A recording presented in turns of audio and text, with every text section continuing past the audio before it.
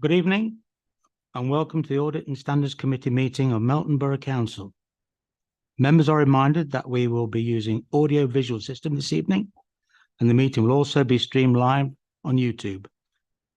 Members are asked to physically raise their hands in the usual way to indicate they wish to speak and to use their microphones when speaking for the benefit of all present. The microphone is live when the red light displays. Please switch your mobile phones to silent. Thank you. I will now provide a reminder of the evacuation procedure. In the event of having to evacuate the council chamber, please leave by one of the 6 emergency exits around the sides of the chamber. Please assemble at the far side of the front car park nearest to the park entrance. Officers will be on hand to assist persons who require any assistance. Public record of the meeting tonight. There is legislation that allows public to film, record or use social media at a council meeting. This must not be disruptive to the good order of the meeting, nor include any filming or recording of the public seating area.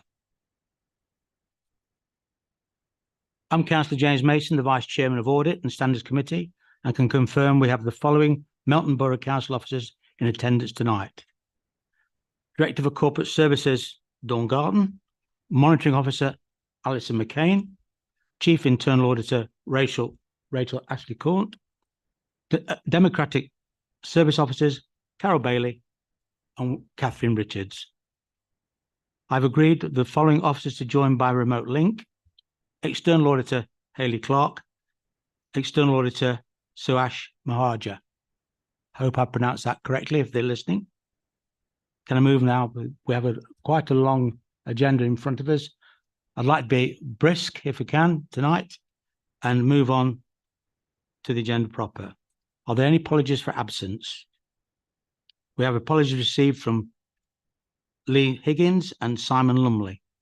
Councillor Thwaites, Alan Thwaites, is acting as substitute for Councillor Simon Lumley. And Councillor Carter, we've also received apologies. Thank you. Minutes. I'd like now to confirm the minutes of the meeting held on the 26th September 2023.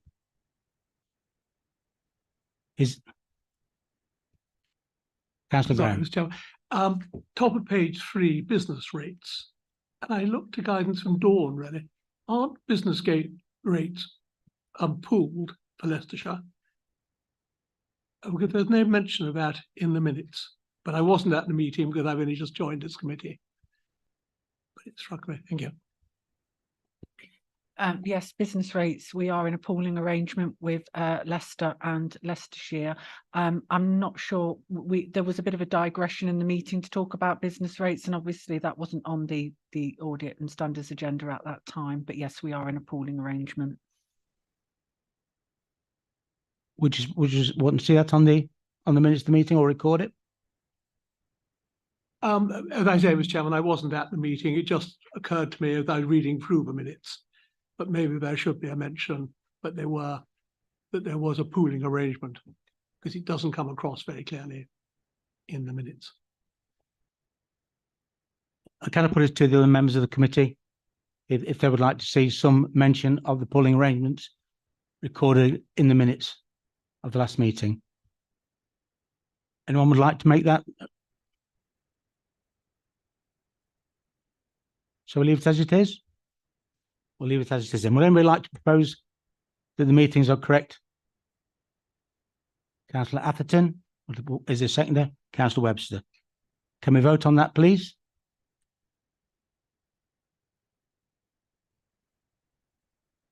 So that's 1, 2, 3, 4, 5, 6, 7. Okay. So that's 5. 1, 2, 3, 4, 5, 6. In favour. 2 abstentions? Mr. Chairman, I'm only abstaining because I wasn't present. Okay, thank you. Happy with that, Dawn? Happy? Thank you. Declaration of interest. Is there any declaration of interest in conjunction with any item on the agenda this evening? Councillor Atherton. So although not directly connected with the exempt item in Appendix B, it is the nature of the business that I'm employed in. I don't know whether I need to make that kind of. Could I ask Alison to comment on that?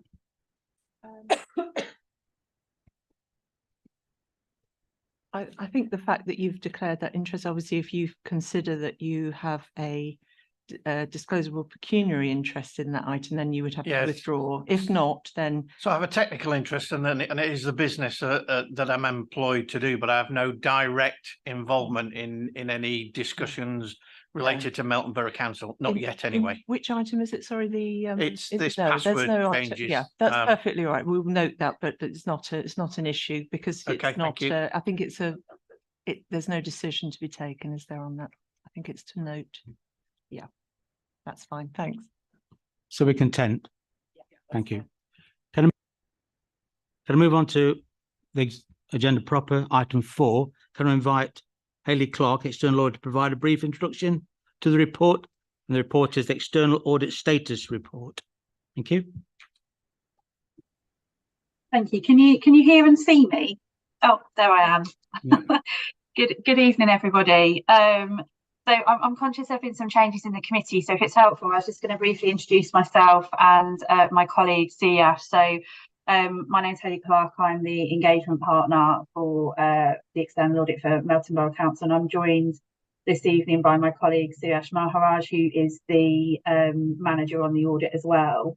So what we've got for you today is our audit status report relating to the 2021 audit of the financial statement. So I guess just as an overview in terms of status, I guess the audit procedures are well progressed, and we are currently working through sort of our quality review procedures, as well as then what we would call our general procedures on the review of the updated financial statements. Our aim will be to bring back a fuller report, although it will look broadly similar to what you have with you today, which relates to our audit results report, which is sort of the formal and final reporting document for the audit year in question. And we'll look to bring that back to you in the new year once we're closer to closing out the audit. I was just going to ask the committee, given some of the changes and the last time since you've had a report from us, whether it'd actually be helpful as I work through the report just to give you a brief analysis of some of the risks in the report. Would that be helpful? Yes, I think that would be. Yes. Okay, perfect.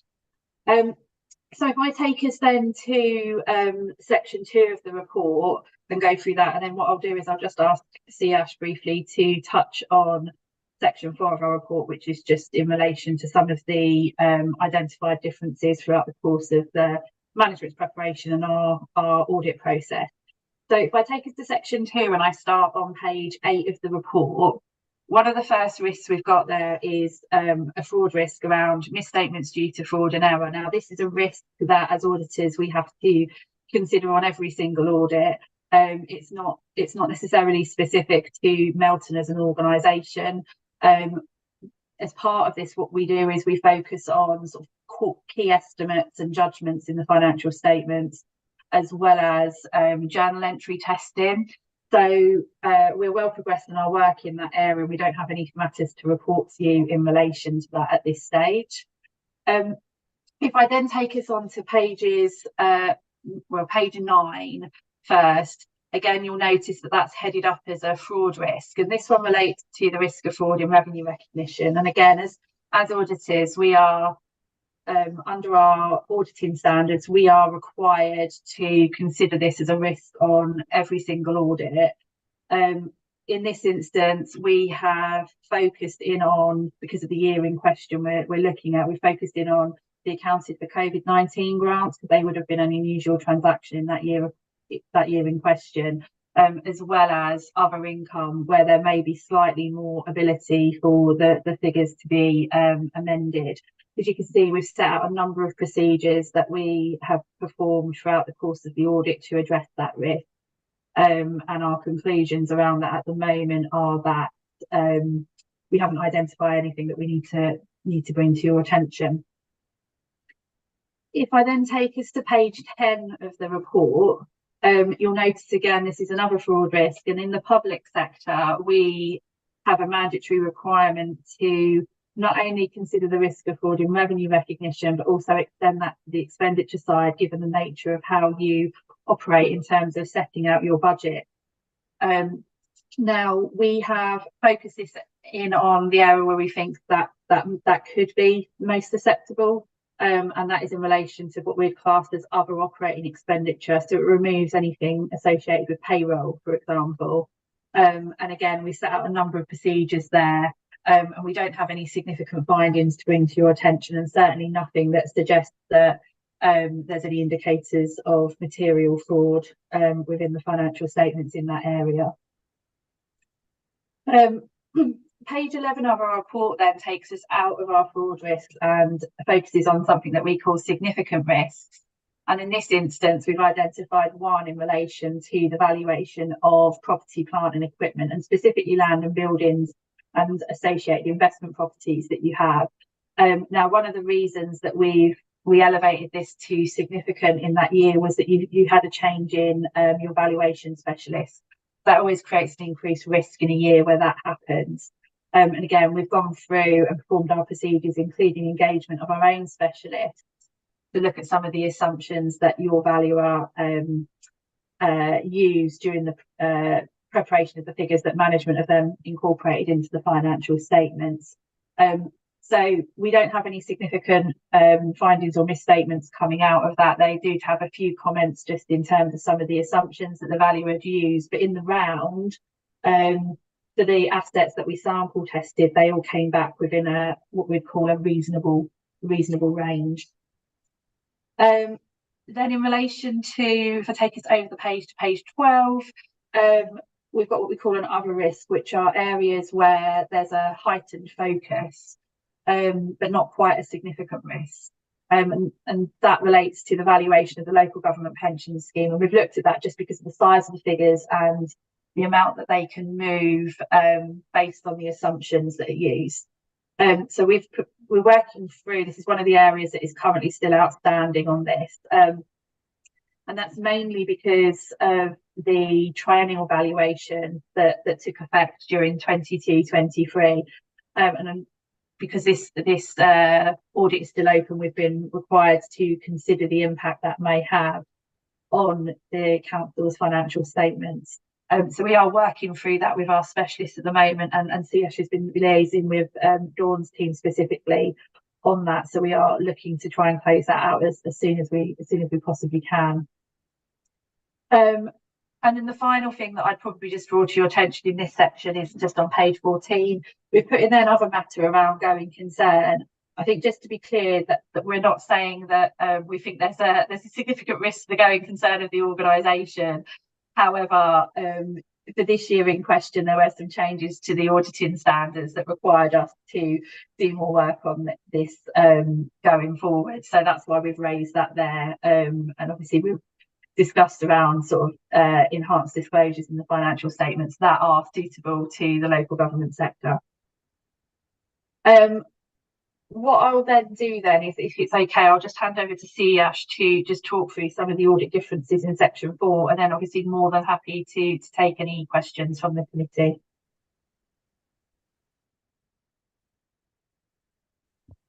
Thank you, Hayley, and thank you to the committee members.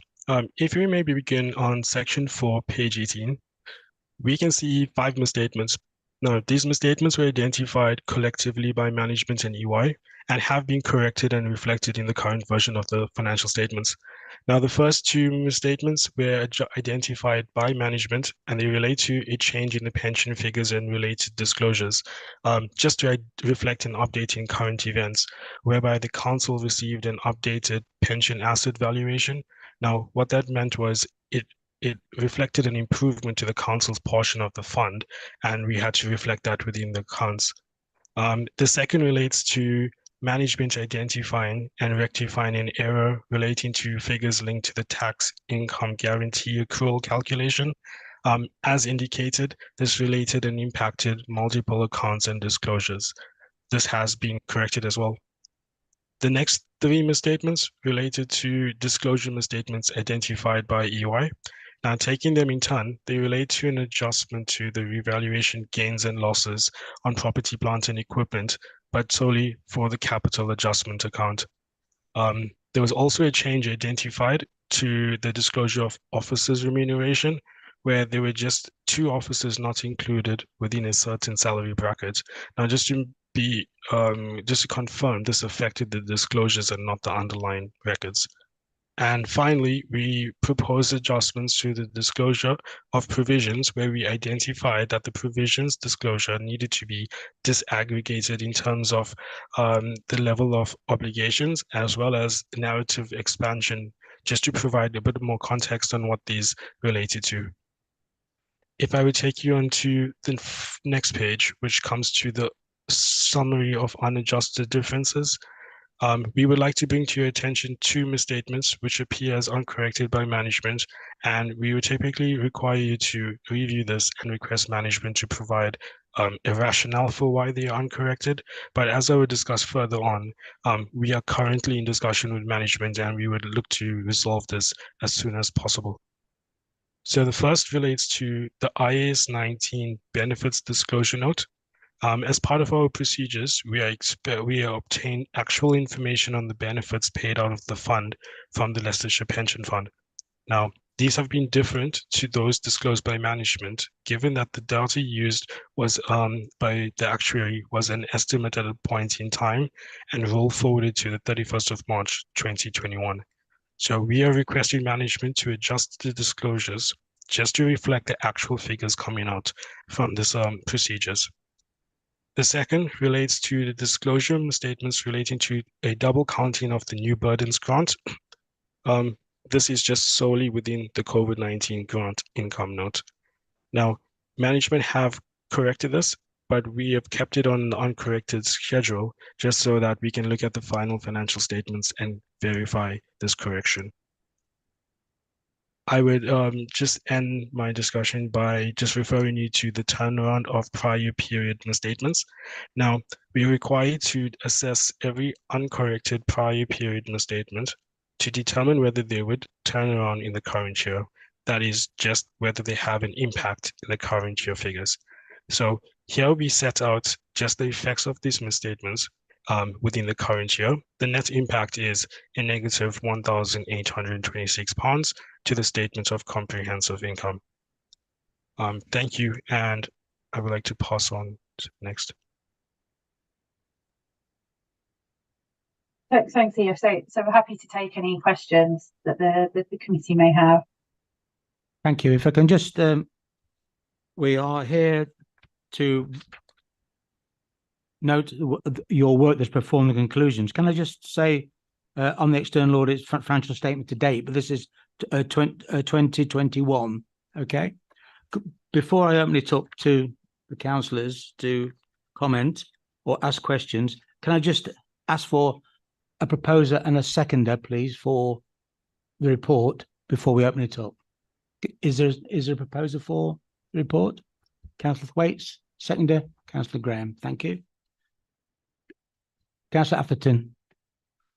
So looking at page 18 again of the report, the misstatements that you talked through, can you just confirm to me that although we use the term misstatement, these are more procedural misstatements because things, methods have changed and real values have been used instead of estimated values, rather than rather than a misstatement in the true sense of the word?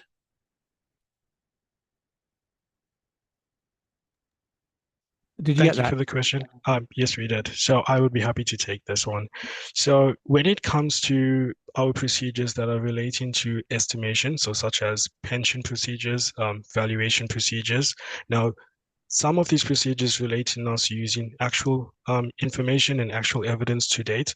So in that sense, we would be using actual information versus estimates, whereas some of our other procedures, as Haley mentioned, in relation to our significant risks and other risks, those are procedures performed using actual information by the council, and those are misstatements. We collectively use the term misstatements just to identify an error or an adjustment made to the figures as they appear in the financials. I think just to add to that, I think just in relation to the direct question, I think that they're not systemic. So they're one-off items. And you're right, some of this is about passage of time in terms of when the estimate was made versus when we then come in and audited it. So I think in terms of are we concerned about a broader risk of error across the financial statements based on what we've got here? No. Thank you. Councillor Adcock? Yes, I see on page 2, paragraph 4 of your report, it's indicating that in fact the information contained therein should be restricted to certain people, for the use of certain people, being the councillors and so on. Now, this is an open meeting, and a lot of the information is freely available to people. So I'd be grateful if you could just clarify what you mean by what you say in that paragraph.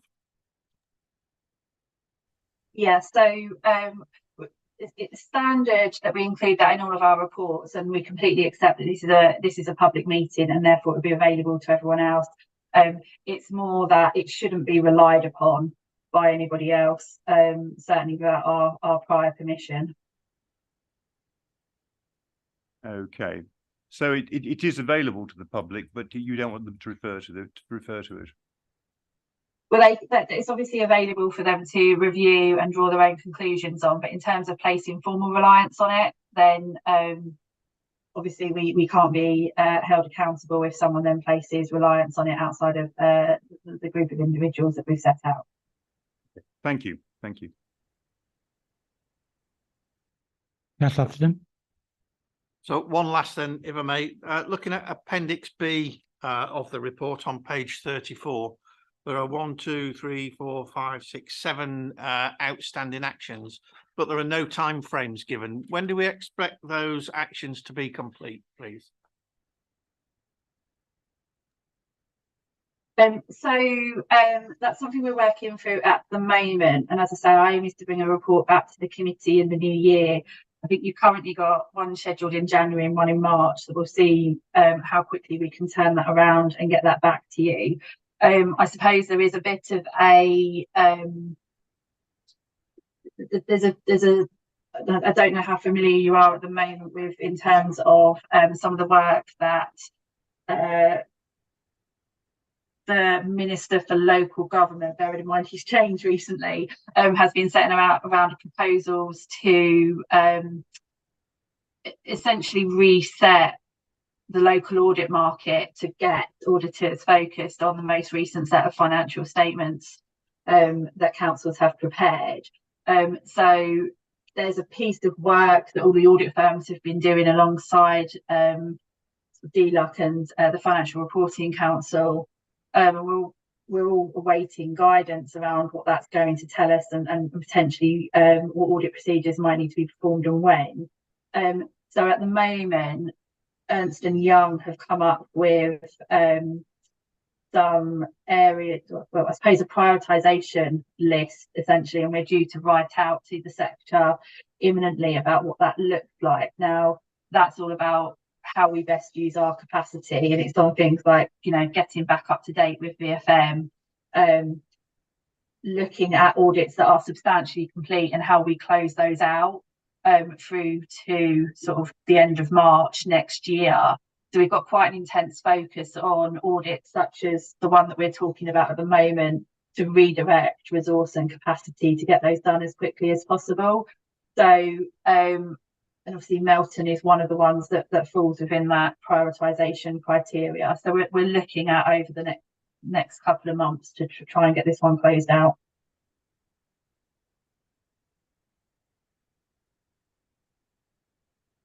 I have a question, if that's okay, just to follow on. It follows on from Councillor Atherton's question. Is there any definitive timescale? I know that I hear lots of quickly as possible, as soon as we can, but what is the end date to sign these accounts off? Because when you look at 2021, they're a long time ago, and I have to say that I get notes that they are changing from time to time, week to week, and various things change. So what is the real end date that you're going to put on this finishing the accounts off? So for our audits that are falling into sort of the same category as Melton, we're looking at before the end of March next year. Thank you. I'll just read out that we note and perform the conclusions in the report. Are we content to accept the report? Noted. Thank you. Thank you very much. Thank you for your kind attendance. Thank you very much.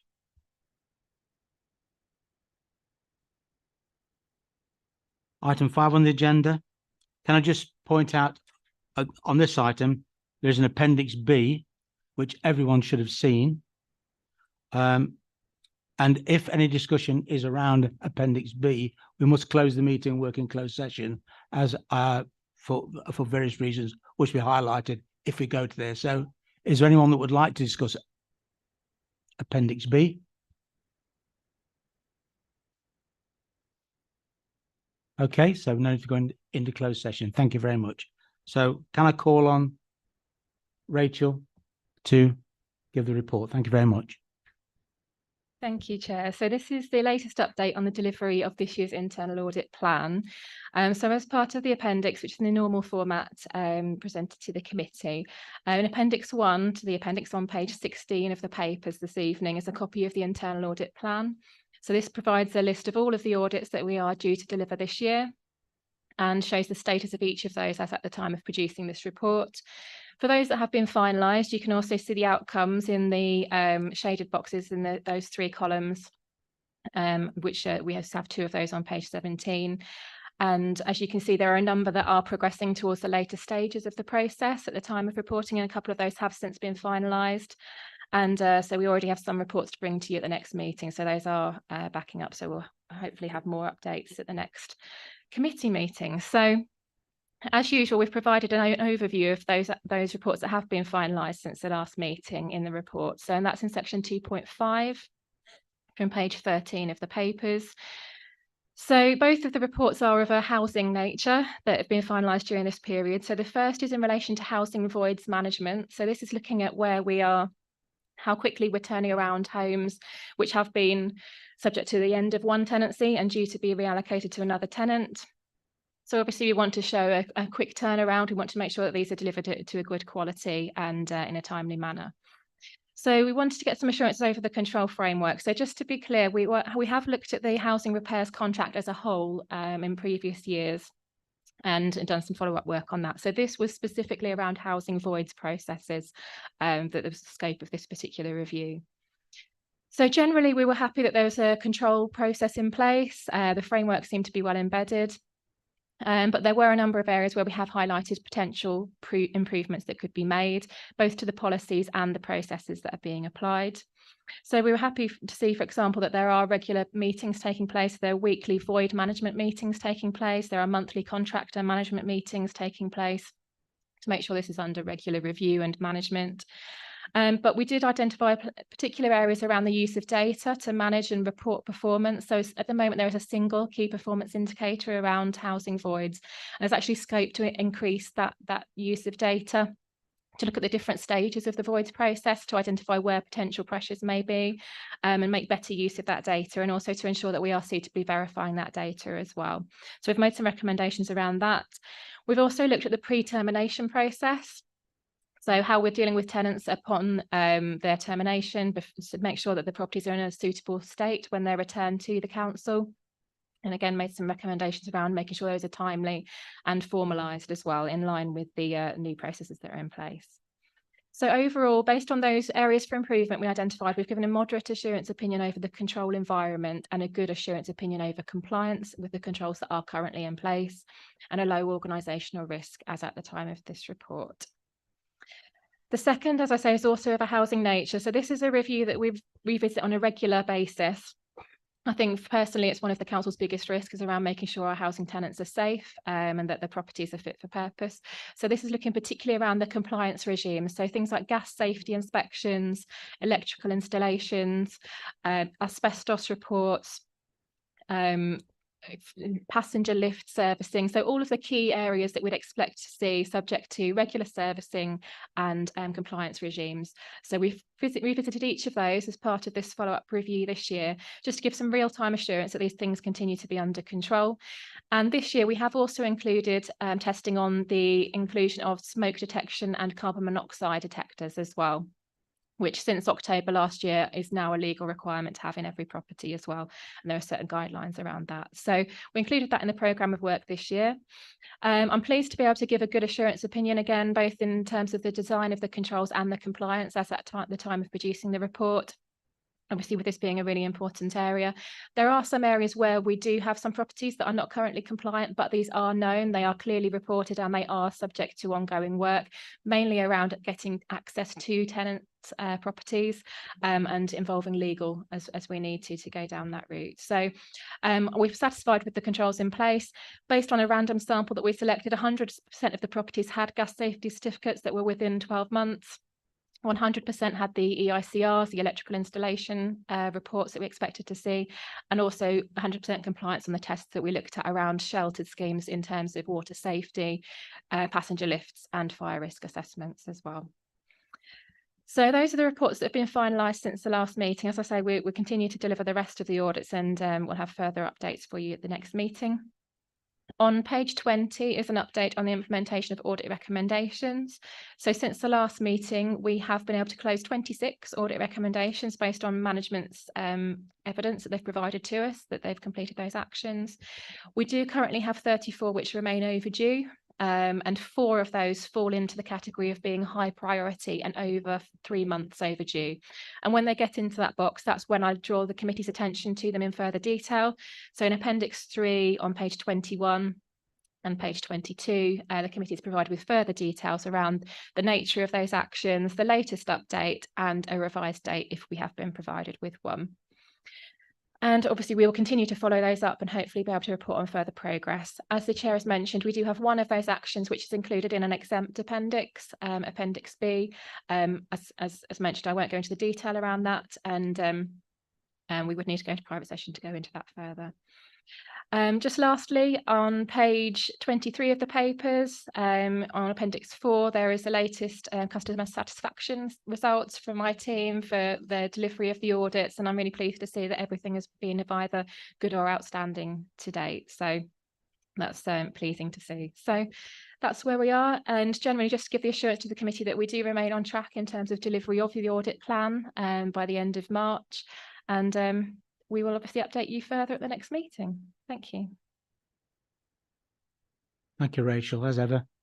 Very succinct. Thank you very much. Again, this is an item to note, the report, but before I throw it open to the councillors, can I have a proposer and a seconder, please, for the report? Councillor Graham, propose. Councillor Adcock, second. Okay, noted. Would anyone like to ask any questions of Rachel? Councillor Graham. Thank you, Mr. Chairman. Page 22, business continuity management, which those of a certain age will remember how important it is. MBC is currently awaiting contract from the LCC before proceeding. How long are they being difficult? Are they prevaricating? What is the problem with LCC and the contract? For you, Chair, on this one. No, that I mean, we've always struggled with this. This has been reported here for a number of times as falling behind.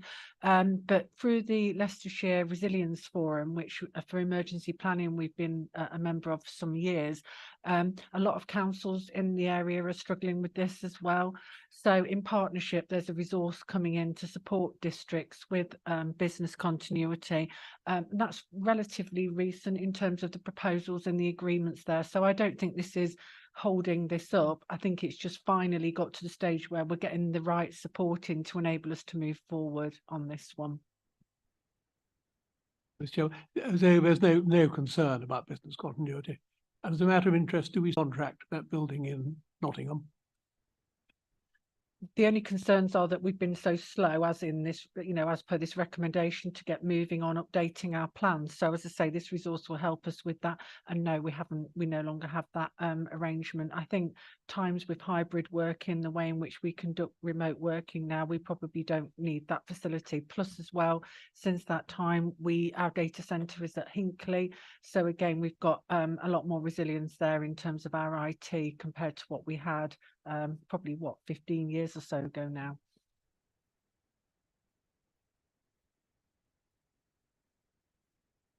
Any other questions?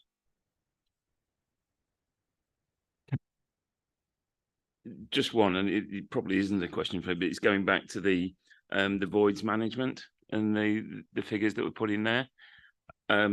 Great news, it's gone down from 149 to 54 days, which I assume is the average, but it's still a huge number of days. It's just trying to say, because I assume that's an average, so I assume some are much longer than that and some are much shorter than that. But are there other actions that are going on to actually bring that further down? And what is the target? Could you answer that, Dawn, or do a review? I haven't got all of the details on that, but I know there's a performance report going to Cabinet in December, and this is one of our PIs. So there'll be more information in that around target levels, etc. And I think other than that, I would probably have to refer back to a question to the service area on that one. Councillor Brown? Also on housing voids, I mean, you set out the position regarding voids, and it's good to see any improvement in the turnaround. But your assurance opinion says the control environment is moderate, but compliance is good. Now, in the preface to that, it actually refers to the fact that there are policies in place, but they need updating. Am I correct in reading that they're complying with policies that aren't actually quite up to scratch? Is that what that actually means? Could you comment on that, Rachel, please? I think some of the policies that we looked at were actually at draft and marked as draft. So obviously we wanted to see those formalised so that we know that we are working to something that has been formally approved. So in those respects, obviously we need to see that process followed. We also wanted to see operating procedures in place that aligned with those policies as well, and some of those needed documenting. So I think some of the key elements of what we'd expected to see in terms of controls were there. But obviously there are some gaps and some opportunities to further to develop those as well. So hopefully that helps. Carry on. Just a simple supplement. So I would really quite like and would hope it would be a case of revisiting that to see where the improvement's been made, because compliance as moderate in this important area seems something that we should not just let slide. Will you follow that through, Rachel? Yes, through you, Chair. Obviously, the committee have a paper later on this evening around the audit plan for 24-25. So if the committee is minded to prioritise that as an area to revisit, then I'm more than happy to note that and take that away. Obviously, we will be following up on the audit recommendations that were made as part of the report anyway, so that's standard practice. But if the committee would like a revised audit opinion on this, obviously we would need to do a full follow-up audit in 24-25. So I'm happy to note that, should that be something for the later agenda item. Are you content with that, Councillor Brown, at the moment? Any other questions? I hope that's not a comment. Okay, then just to restate the recommendation that the committee notes the progress made by internal audit, and I think we're all happy with that, in delivery of internal audit plan for 23-24 and the outcomes and finalised audit reviews. Are we content to accept the report? Okay, thank you. Can I move now on to item 6, the counter fraud policy? We seem to be working, Rachel, very hard tonight. Over to you, Rachel, to give a brief introduction into the report. Thank you. Thank you, Chair. So the Council has a counter fraud and corruption policy in place, but this is due for review. So we took the opportunity to give the policy a refresh. So rather than just tweaking the policy that we had in place, the policy that we're bringing to you this evening is a completely new policy. It's based on the latest national guidance, it's based on the SIPFA guidance and the Fighting Fraud and Corruption Locally guidance, and it's using those themes as the basis for the policy in terms of the govern, acknowledge, prevent, detect, types of themes within there. So essentially what the policy introduces is how we embed a culture of zero tolerance within the organisation, how we use the best we can our resources to detect fraud, to prevent fraud, and how we respond if anyone does refer any concerns to us as well. So it doesn't introduce any new controls, so it's not actually changing any procedures or policies that we currently have, but I think it's pulling it all together, it's formalising some of the good practice already in place, and hopefully documenting that and making sure it's clear in terms of how we communicate our counter-fraud strategic approach. So I won't go through the policy in detail, but I'm obviously happy to expand on any of the content if members have any queries at all. One of the key areas that we have added is section 1.3 around the fraud risks, because I think it's really important that we're actually alert to the types of risks that we face as an organisation. And I've worked closely with the council in respect to this in the last few years. It's making sure we're factoring that into our risk management approach, and then that's inherent in everything that we do. So we're always alert to the risk of fraud in how we operate. It obviously clearly links as well to the internal audit service. So as a committee, you have the assurance that risk assessment process links to how we define and direct our audit work, and make sure that's suitably risk-based as well, and gives you the assurance over those key internal controls. We also talk a little bit around the use of data matching. So the council takes part in the National Fraud Initiative, which is run by the Cabinet Office. In the last year, we've also taken part in additional proactive work as well with the Cabinet Office around social housing fraud data matching as well, which has been really useful, and we're one of a few councils to take part in that. So I think it does show that the council has good controls, we have a good governance framework in place, and it's just making sure this is suitably documented and pulled together in this document really. So just to add to this as well, just to reassure members, what we would look to do if this policy is approved and taken forward, we would then do some awareness raising with staff to make sure that they're aware of the new policy and they have access to it. We also recently did a fraud awareness week during November as part of International Fraud Awareness Week, and did an ethical governance session with all staff, which was really useful to go through some of the key counter-fraud controls that we have in place, making sure officers are alert to the risks of fraud, and talking about some of the key ethical governance policies and procedures that underpin that, and make sure that we have that zero tolerance culture across the organisation. So we are doing as much as we can to be proactive in this area, and hopefully that policy reflects that. But as I say, I'm happy to take any questions from members of the committee on the policy. Thank you. Thank you, Rachel. Very clear and concise. Before we vote on approval and throw it open to debate, could I invite a proposer for the report and a seconder, please? Councillor Atherton, propose. Councillor Webster, second. I could throw it open now to questions on the report, please. Thank you. Just the one. It's to do with the annual Fraud Awareness Week bullet point on page 41. We talk about when fraud or corruption have occurred because of a breakdown in the authority systems, etc. Do we take cognizance of fraud that may have occurred in other authorities other than Melton to learn the lessons from there as well? Or are we only, in the context of this document at least, only looking at Melton Borough Council as the authority?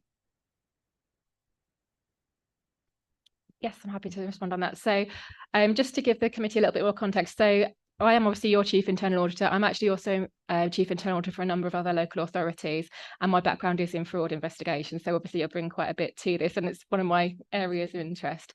As part of that, I do have a counter fraud team as well. So we do a lot of work in this area, and we see a lot of fraud work across the piece in terms of different organisations, and have seen it all probably in terms of different cases.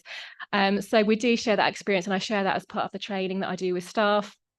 and also share it with management as well. When we've had a near miss or a case elsewhere, I think it's always useful to reflect on that and think, could that happen here? So that's something that we do go through.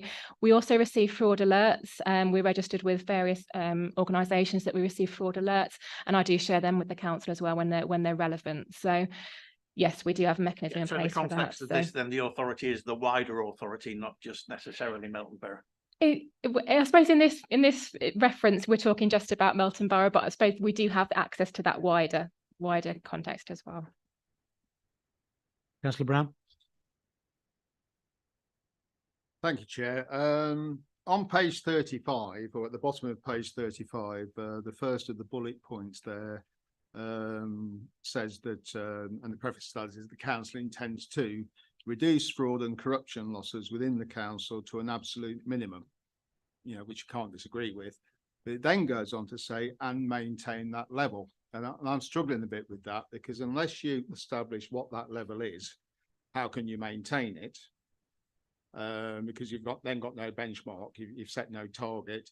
But on the other hand, do we want to actually set a target for how much corruption and fraud we want in the authority? So I think, in a sense, that the and maintain this level makes that statement a bit meaningless. And I would prefer it simply to say reduce fraud and corruption losses within the council to an absolute minimum. Because we're not setting a target. Because over the page, it actually goes on to point out that we're going for zero tolerance of fraud, corruption and theft. That should be our only target. So I would like to propose that we actually delete the words and maintain that level. Thank you. Before we do that, would you like to comment on that, Rachel, as a statement? No, I think it's just obviously from this section of the report, we're looking very much at the strategy. So we're looking to actively reduce fraud and corruption as much as we possibly can as part of a strategy, and then make sure we continue to keep on it. We're not doing it as a one-off exercise and then it's ticking a box and we move on. I think that was the reason for the wording in that respect, but I'm happy to amend that. Obviously it's for the committee to determine if they wish to amend that wording. So I'll come back to that at the end. I'll take Councillor Graham. Thank you, Chairman. Two things. On a report like this, where we have an index at the beginning, can we number the pages as per the index as well as per the committee paper? Because we've got an index which bears no relation at the very beginning of the report. The other thing is page 45 on the report. If you have a suspicion, you send an email to reportfraud@melton.gov. I think people would be quite loath to do that. Where would it come up? This is basically a confidential thing you're reporting. To send it into the ether at just something called report fraud, I'd far sooner send it to a named officer like Dawn.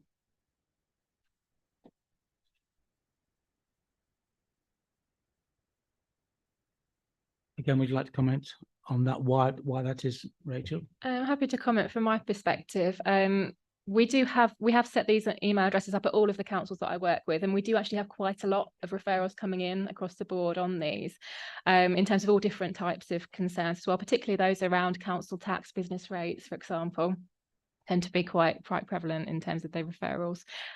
We do monitor the amount of incoming referrals as well, just to reassure members as well that we have had some training with the communications team and made them aware that actually if people were to come to the reception or to go through the contacts to raise a concern, that team are aware of this email address, so they can divert things there. So if people raise something with them, they can then forward it to that email address to make sure it's coming into us.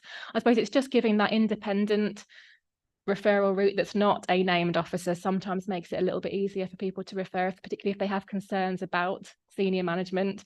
We are independent, obviously, so it gives them the means to do that. It doesn't stop people raising it with an individual manager if they wish to. It just tends to be it means that we can channel and make sure we receive all of those referrals, really. But obviously, if the committee wish to introduce a different method, then I'm happy to take that on board as well. I think if it works, great. It's just when I was reading through it, I thought, if there's an email address, who's going to see it? It was meant to be confidential. just report fraud went into the ether and could end up anywhere. That was my only real concern. But if it's good practice and monitored carefully, then and everybody it's used elsewhere, fine. So are you content with that as it is, Councillor Grant? Contentedly unhappy. Well, that's a very nice state to be in, I think. Councillor Adcock? Yes, just following on from that, is there a box somewhere where you can actually physically leave a note? But it's simple and it's probably effective, and people might be more comfortable with doing that. Yeah, I mean, I think the problem is, somebody's got to then go and check that on a regular basis. I think, as we said, it works quite well. I mean, and just a comment about what Councillor Graham said as well. If it comes into an actual named account, you've got the issues of people being on holiday and it gets lost amongst everything else. Also as well, I will say mine or other people's inbox, I'm not the only one necessarily has access to that. So I think having something that's independent like that is a much better route, and as I say, it's working and we're getting those referrals. That said as well, I have had members of staff that have approached me, so I feel pleased that they feel able to come to me independently, and they'll just sort of sidle up and ask if they can have a couple of minutes and they'll pass something on, and then I would refer that over to internal audit. So I think I'm not seeing that we necessarily have an issue with people feeling they can't report things. I think I'm content with that. Thank you. Alison, please do. There is also under the whistleblowing policy some discrete named officers for whom members of staff can raise any concerns that they have. So under the whistleblowing, there are actually named options for reporting to the internal auditor, monitoring officer, section 151 officer, or chief exec. So there are other means of raising concerns as well. Thank you, Alison. Councillor Thwaites? Just one question of clarification then. So if a member of the public wants to raise an issue, is email the only way they can do it?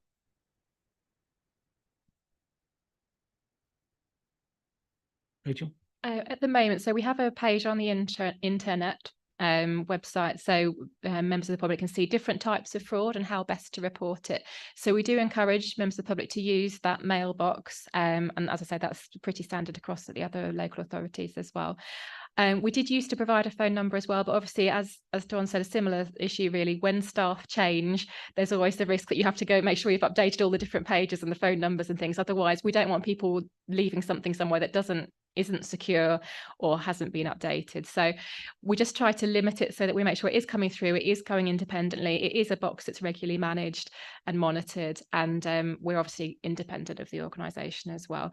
When we do refer things on as well, we do always anonymise it before we send it on to the service area as well. So that gives members of the public some reassurance that we are treating that confidentially as well. Because obviously that's as much as we do at the moment. Yes, sorry, it's just a point. If somebody hasn't got the ability to email, how do they actually whistleblow? Can I just comment on that? I think the question is, can somebody walking off the street go somewhere and say, I've discovered this, or I suspect that? Is that possible? Sorry, through you, Chair. So just to add on that, as we said, we did this work with our staff that work in the reception area and the customer services, because we are mindful that people may come in person, they may come over through the telephone, and they may refer this. The customer services team know to refer it to this email address. So they will make a note of the concern and send it to the report fraud email address. So we've tried to cover it off in that way. Suspected that may be where we need to get to. Thank you for that. Any more comments or questions? Return to Councillor Brown's proposal. Would you like to put forward a proposal where we amend the? If I can find the page again, Chair. My scrolling skills are scaring me. Yeah, on page 35, it's the first of the 2 bullet points at the bottom of the page. I'd like to propose that we amend that to delete the words "and maintain that level," on the basis that, of course, we want to reduce fraud to a minimum. But if we talk about a level, we've got to actually then set that level so we can be measured against it. And I think that's a bit tautological. So I think you just have those 4 words deleted, because the point is made in the first part of that sentence. Thank you. Is a seconder for that proposal? Councillor Adcock, thank you. Could I take a vote on that, please, on that amendment? Carried unanimously. Can I just then we're now going to vote on the amended counter fraud corruption policy. Could I ask all those in favour? That's carried unanimously. Thank you very much. Moving on to item 7. Once again, Rachel's in the frame. Would you like to give us a brief introduction to report? Thank you, Rachel. Thank you, Chair. So this is another policy that is due for review.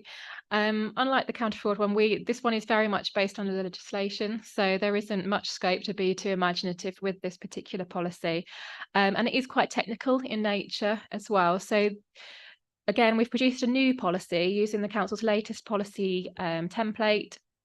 But what I've tried to do this time is to make it a more usable document as well, because as I say, it is quite a complex area, particularly for those that are new to the particular processes. So what we've tried to do is incorporate a guidance note. So previously we had separate supporting guidance. I think it's useful if it's all in one document. So that's included within the policy as Appendix 1.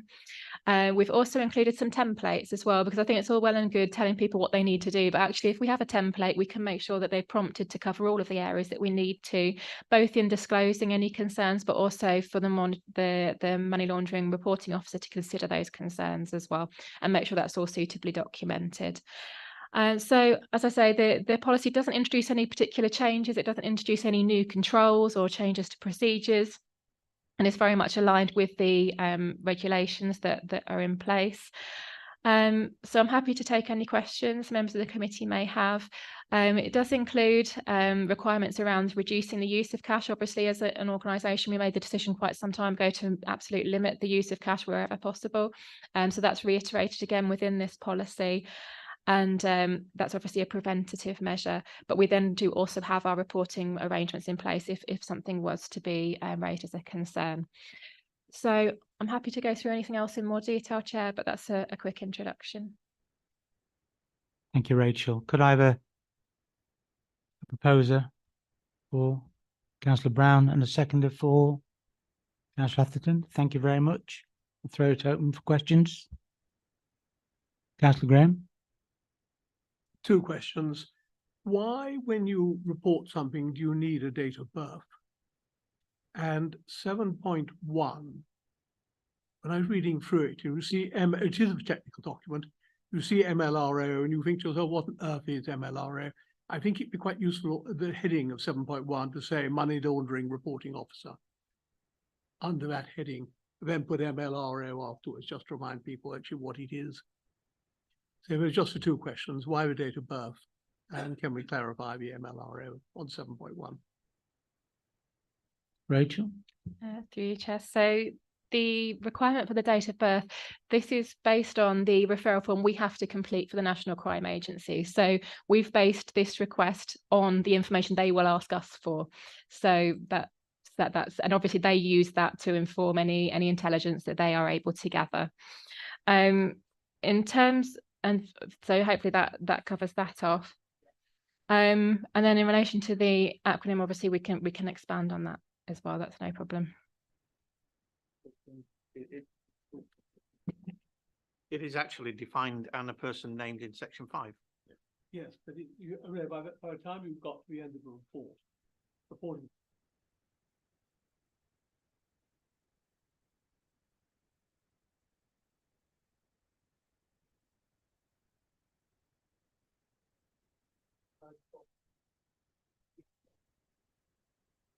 Most probably I would as well, Councillor Graham.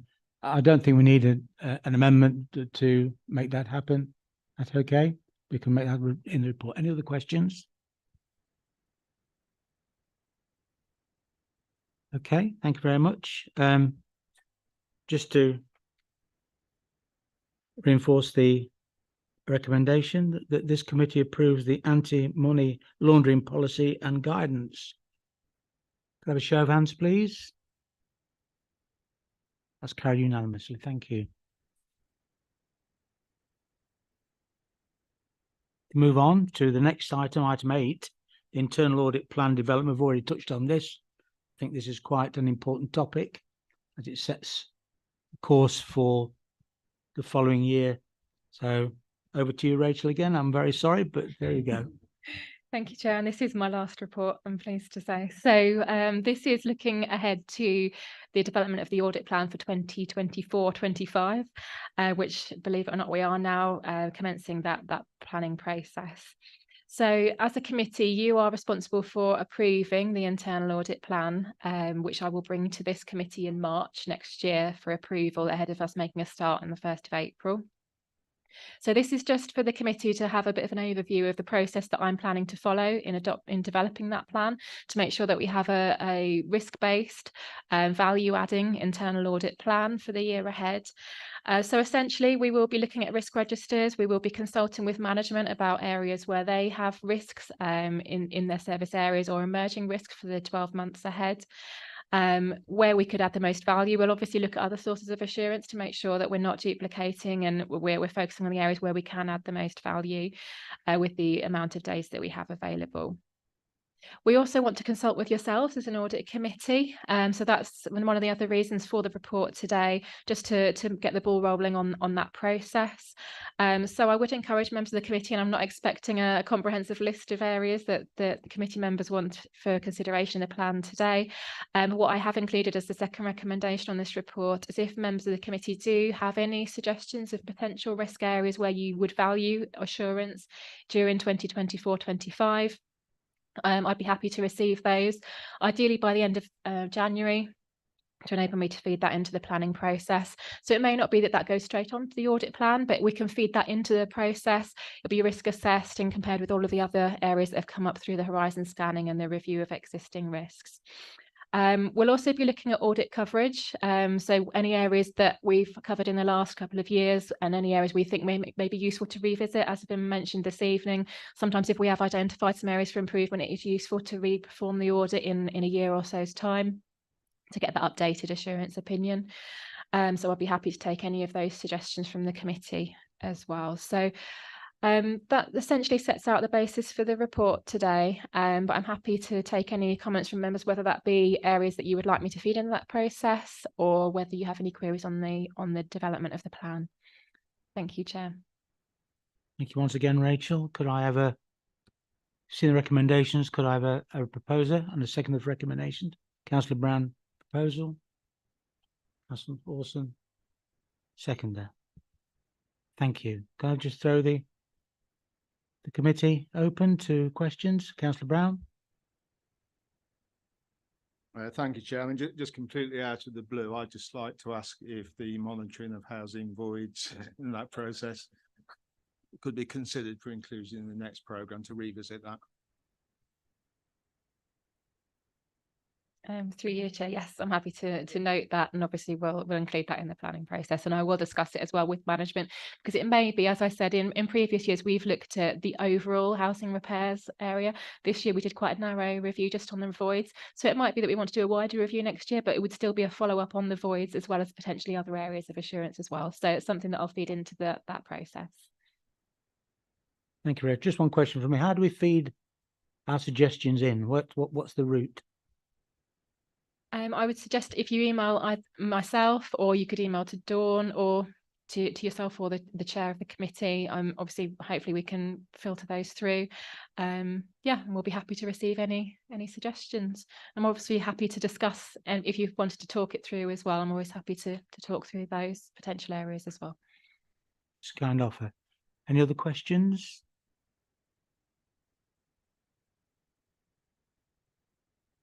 No other questions? Thank you. The recommendations you've seen at 2.1 notes the proposed approach to developing the audit plan, and then goes on and highlights any risk areas the committee requires assurance with in the year to January 2024. Are you content that we've noted the report? Thank you. If only to give Rachel a break Yeah. for the evening, move on to item 9, which is the Regulation Investigatory Powers Act, which is RIPA, which is, I found it very exciting when you told me we were going to talk about RIPA, but very good. So could I pass it over to you, Alison, to give us a brief introduction to the report? Thank Yes, you. of course. Yes, give Rachel a break now. So this report on RIPA, the Regulation of Investigatory Powers Act 2000, it provides an update to members in relation to the council's use of the powers under the Act for the year 22 to 23, and it also seeks approval of the updated RIPA policy, which is attached at Appendix A. So the use of covert surveillance, as you will know, is highly regulated, and the council is required to review its RIPA policy on an annual basis and to keep it under review. So the amendments that we've made are set out at 5.13 of the report, and as you see, they really are quite minor tweaks, really, to the previous policy.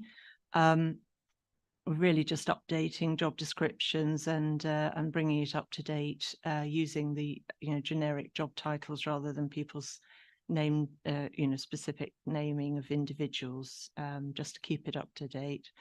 We've also amended the records retention period from 3 years to 5 years, and there are some other minor amendments, as you'll see.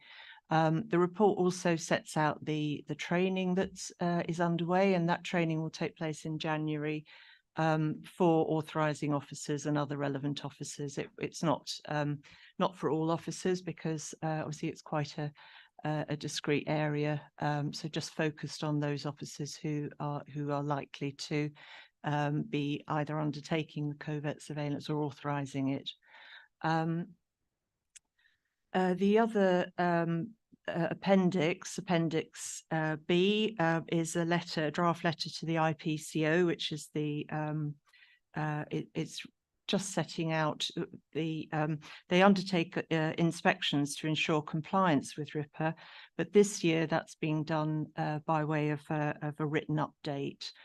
So the letter that's being sent out is just setting out the responses to their requests for information, and so you'll see that there, and sort of just that's just for noting. So it's really just seeking approval of the updated policy. If anyone's got any questions, I'd be happy to answer those. Before we throw it open, can I just confirm that Alison's touched on that there's 2 recommendations. One is an update, and that is for noting, and the second one is to approve the reviewed policy. Okay, could I have a second? A proposal, Councillor Graham, and a seconder for Councillor Thwaites, the seconder. Thank you very much. I'd like to throw it open now to members for questions.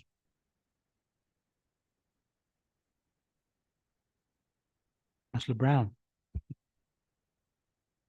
So this is really curiosity. In paragraphs 2.2 and 6.2 and 8.1.31, it refers to this can only be done in circumstances where there's an indictable offence with a maximum term of 6 months.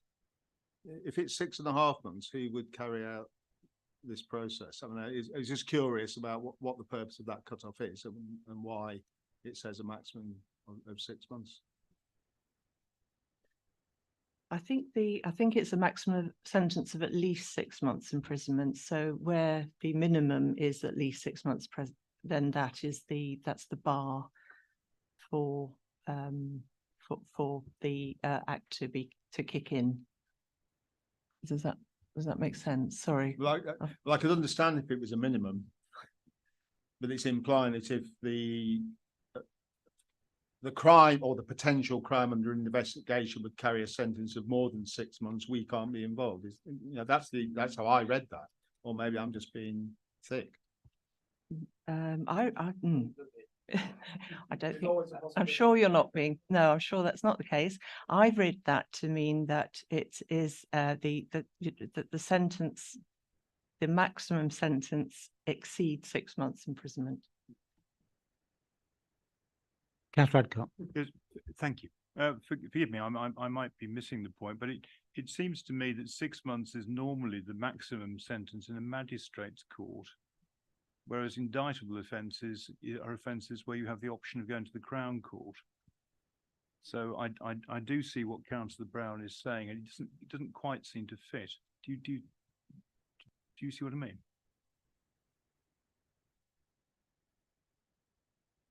Because you've got a summary offence, Yeah. which is a magistrate's court matter, forgive me, and you've got an either way offence, which is indictable, and you have indictable only offences which have to go to the Crown Court. But subject to various provisions, traditionally the magistrate's court have had a maximum sentence of 6 months, and I know it's been varied a bit. But I think Councillor Brown has a point. It doesn't quite fit.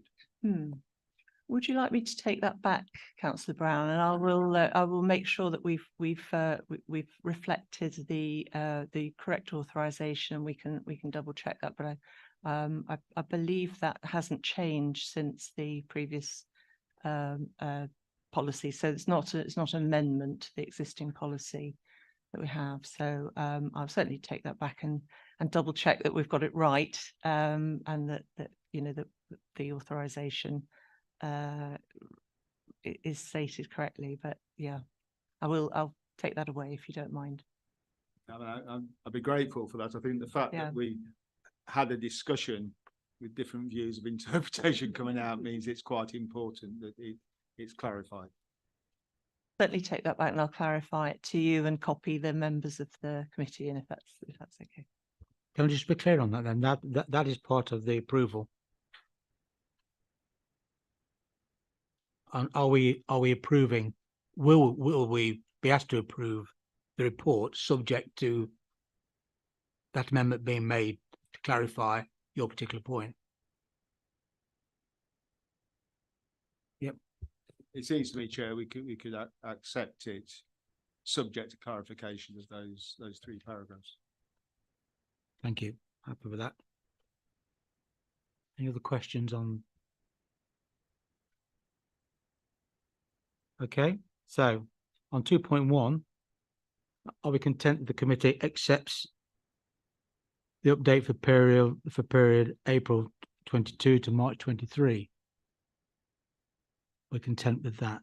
Subject to, on 2.2, subject to Councillor Brown observations, shall we say, on the wording of the policy, subject to that being clarified. Are we minded to approve the report? Go to show of hands, please. That's carried unanimously. Thank you very much.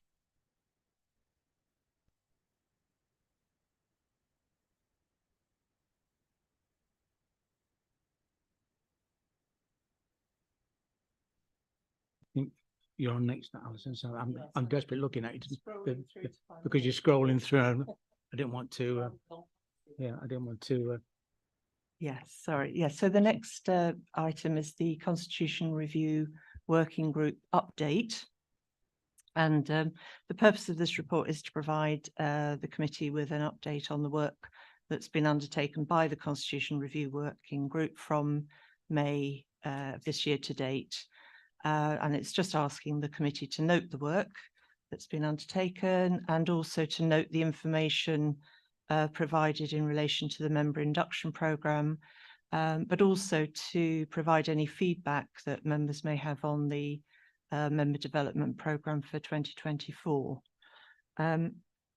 So just looking at 5.1 just sets out the work that the Constitution Review Working Group, the work plan that we've had to date on the 2 meetings that have been held during that period.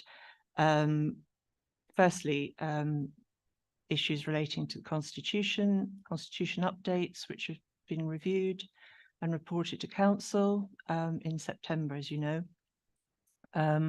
Also, the group have been looking at overseeing the Local Government Boundary Commission for England's electoral review, and that is now underway.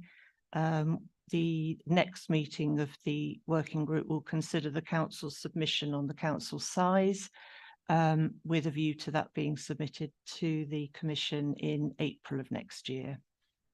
Also, the Constitution Working Group is also the group that is charged with overseeing the governance review, which is now underway. We have the LGA facilitating some discussions, and some workshops are being organised for December and January. So those are underway. And they've also looked at the Office Code of Conduct has recently been updated. So the only other item there was there's a work in progress regarding the amendments to the Audit and Standards Procedure rules around the hearings, standards hearings, to improve just to bring the procedure rules in line with the recommended best practice for holding standards hearings.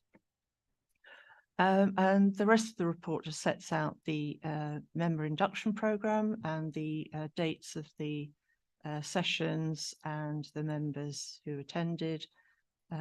So be very happy to hear any comments about any suggestions for future training opportunities, development opportunities for members, not necessarily now, but those could be provided to me and to Democratic Services. But if there are any suggestions now, be happy to discuss those. Thank you, Alison. Just as a voice in the debate, once again, can I ask for a proposer? Councillor Atherton, and a seconder, Councillor Brown. Thank you. Again, just to remember, this is a noting exercise rather than approval, but I'd like to throw it open to the councillors for any comments, questions. Councillor Atherton. So in section 5.2, you note, quite rightly, in my opinion, all the training that was offered to members, and as a new member, I'm eternally grateful for that training. What it doesn't show, though, is whether there's any member training outstanding. Do we have that number? I'm assuming that people who were re-elected don't necessarily need some of this training, but it's difficult to determine whether we've got any members who've yet to undergo training. I'm not asking to name names, just to understand the numbers. Yes, that's quite a difficult question to answer, because a lot of the member induction training was filmed, so that members who weren't able to attend were able to to go online and to follow it up, with their own in their own time. Yes, so I'm not sure that we have exact figures of members who who may not have actually followed it up, but certainly from the figures there, they were pretty well attended. I have to say that whenever I've looked at training on my own, I've been asked to tick a box to say that I've actually done it. So there should be some note of who's done what and when, particularly with mandatory training. I think that's most important, the training on planning, for instance, that's a mandatory thing to do. So there may well be some Yes. numbers to back up. Yeah, certainly Councillor where it's mandatory, where it's planning or licensing, we would of necessity members would not be able to sit on those committees unless they've undertaken the necessary training. I can tell me that counts. Any other questions regarding the report?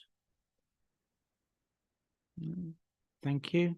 Just then to move on, the recommendation that the committee notes the work undertaken by the Constitution Review Working Group and also notes the information provided related to the member induction programme, provide feedback and members development programme 2024.